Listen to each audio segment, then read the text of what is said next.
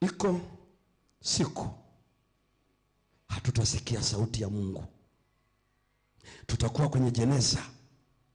Na hiki kiburi tunachokiendeleza hiki, tunadhani siku zote tutakuwa hai, watafanya huduma, watasema mtumishi wa Mungu amelala, anasema alikuwa namna hii, lakini mbingu zinajua alikuwa anakebei, anadharau uwezo wa neno. Na hakuna msaada kwingine.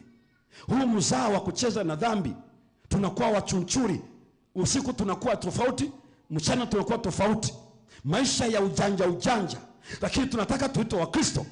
Iko siku hatutapata fursa. Maana hata hivyo hatujui baada ya makambi haya nini kitafuata. Kule jimboni ninakotoka kule kwetu, kwenye makambi kama haya, wamezika mwazini baada ya Sabato. Ndiye alikuwa mwazini wa kambi kule ECF ninakotoka. Na nazungumzia makambi yapi? Wiki iliyopita. Jumapili ndio amezikwa. Mwazini ambaye makambi anaendelea akiwepo, ndiye anayokaa kwenye vikao na kila kitu kama hivyo unavyoona, alikufa kufikisha makambi.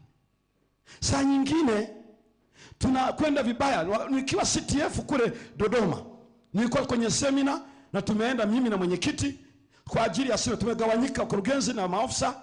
Kwa hiyo mimi nilikuwa na mwenyekiti Mvanga, na tumeenda Mafinga kule Mfindi. Ijumaa ndo tumefika jioni, jua limeshazama. Lakini nikaambiwa kuna mshiriki ametoka Mfindi kabisa kule vijijini, lakini kuna ndugu yake ameenda akaona akafungue Sabato kanisa ambalo tutafanyia huduma ya semina ya siku 2. Amekwenda amefungua Sabato, amerudi kwa jamaa rafiki yake na ndugu yake.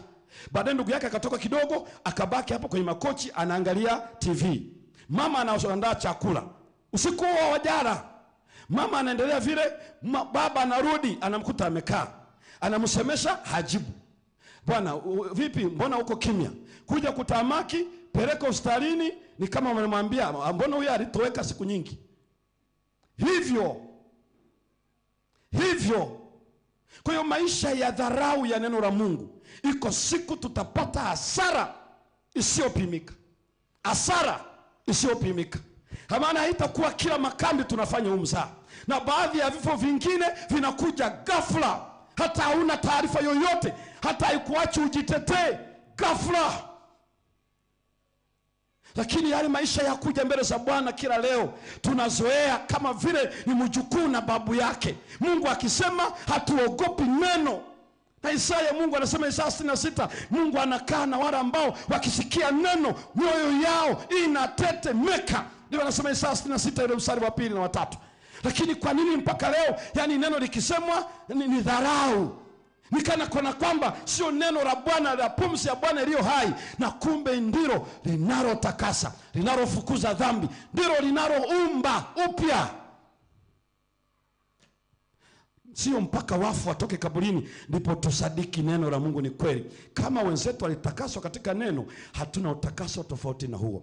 Na ndio maana Petro akiandikia makanisa yote kwenye waraka wa kwanza wa Petro sura ya kwanza na aya 23. Hebu soma msomaji. Petro, waraka wa kwanza wa Petro sura ile ya kwanza na ile aya 23, aliwaandikia, alitaka wajue katika uumbaji huu wa ukombozi, angalia neno linachofanya. Hebu soma Petro ya kwanza sura ya kwanza na ile aya 23. Kwa kuwa mmezaliwa mara ya pili. Tunazaliwa mara ya pili. Si kwa mbegu iharibikayo. Sio kwa mbegu, bali kwa ile isiyoharibika. Ni ile isiyoharibika. Kwa neno la Mungu lenye uzima. Neno la Mungu lenye uzima lidumulo hata nini?